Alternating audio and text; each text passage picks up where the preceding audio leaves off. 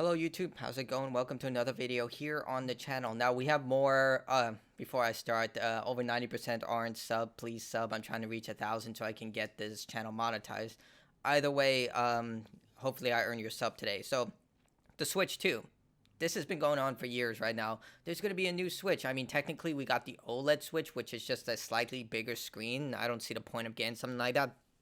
But basically, Nintendo has been pulling the same, gimmick that they did with the 3DS, where they just released special model Nintendo Switch consoles for every big release, like Pokemon Scarlet and Violet, Legend of Zelda, Super Mario, Animal Crossing. Like, I have my Animal Crossing one there, even though I never even bought Animal Crossing. But yeah, everyone's been begging for a Switch 2 per se because the Switch released so many years ago. It's outdated technology, can barely run modern games. There are a lot of issues with the Switch, not to mention drifting issues. And yeah, a lot of people have been asking for like a 4K Switch model, which I don't know if that's possible with a handheld and, all of that, because when my Switch tries to run games in handheld mode, it literally sounds like a jet engine. And I don't know, I just feel like it would be so pricey. But it seems that Nintendo has been making one for years. They've just been keeping it lock and key for a while. And again, they delivered with the OLED, but for the most part, it seems that we're gonna get one not in the too distant future. So this comes from Wario64. Development for Nintendo's new console seems to be progressing well, but the product won't launch before next spring at the earliest. So it comes from this article from Nikkei.com. So if we read down here, this is really the core of it. Still, console and game sales are make up Nintendo's core business, accounted for more than 90% of the company's revenue. The Switch is now 6 years old, and Furukawa acknowledged that there are uncertainties ahead. In the history of our game console business, we have never seen 10 million units of hardware still being sold at this stage. He said, "We are now in an unknown territory." So, I mean, again, Switch sales tend to pick up when the special edition versions come out because people want those things. And Nintendo consoles tend to be very high valued collector's items because when they release a special edition console, usually it's just for one run. And that's it. That's why certain 3DS consoles are so rare, like the Pikachu models, the classic Nintendo version. There are so many different versions of 3DS consoles, and the same thing goes for Switch consoles. Eventually, these items do get priced quite high as time goes on. And there are people who just buy them for the sake of scalping them later, which I hate personally. Like, personally speaking, I buy something to use it nowadays. I don't buy to keep it on a shelf and just hoard it. But the same thing went with Amiibos. I was about to say Amiibo consoles, but Amiibos were also the same thing, where Nintendo shorted the stock, so they would raise demand, and then they created this entire third-party market where people were selling Amiibos for $40, $50, sometimes even $200. I remember Meta Knight was going for like $200, and it was insane. Same thing for the classic consoles, so we'll see how things go.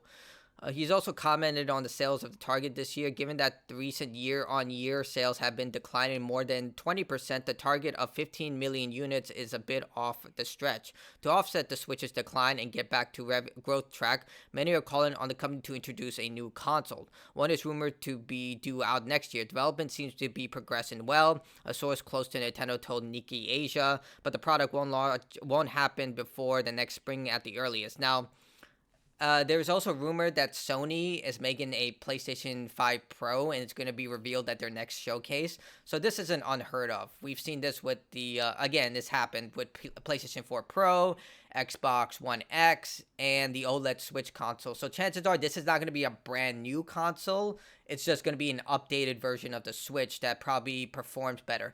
If it was my guessing, as speaking as a Nintendo consumer, I would like a standard Switch console. Like, I don't care. I like the handheld option. It's good, but I rarely use the handheld option. Most of the time, I play my Switch on my screen. Like, yeah, it's good to take it, but for the most part, of course, these robocalls are getting out of hand.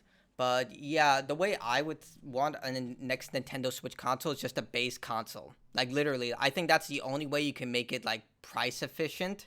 Because a lot of people are asking, like, if you look at the comments section here, People are asking for 4K on TV, backwards compatibility with boost for old games, keeping the Switch line for 6 to 7 years. I actually do agree with that, but the thing is, Nintendo won't do that because they have a habit of shutting down their eShops for the previous generation very early, and then re-releasing those games on their new console where you have to buy them again, or in the case of Nintendo Switch, you have to get the Nintendo Switch Online service, which is crap. Like, it is. I tried it when Super Smash Bros. Online, Super Smash Bros. Ultimate came. It's true garbage. It's like so behind in the times. But that's what I would see happening. But a lot of people are asking for 4K and all this stuff, and I think the only way that would be, cost efficient would be just to make a Switch console, like literally just a traditional base console. Maybe I'm wrong. I'm not an engineer. Maybe they can do some black magic and sell it at a decent cost, because right now the Switch is around $300.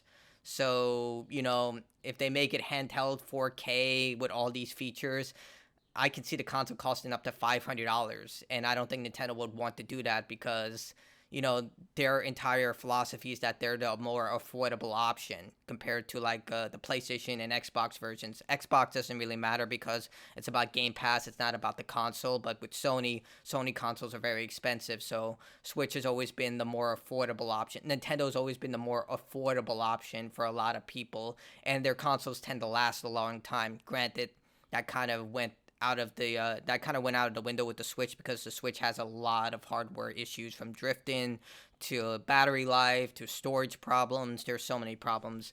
But the way I see it, that's how I would see it if I was looking at Nintendo's perspective, to keep it cost efficient, to do everything that anyone could afford it, while also delivering on a console that can actually produce stable games. Because let's face it, the Switch is running on dated hardware, and you don't want another Scarlet and Violet situation. Yes, Scarlet and Violet was due to performance issue, because games like Xenoblade Chronicles 3, I've seen gameplay of that, runs perfectly.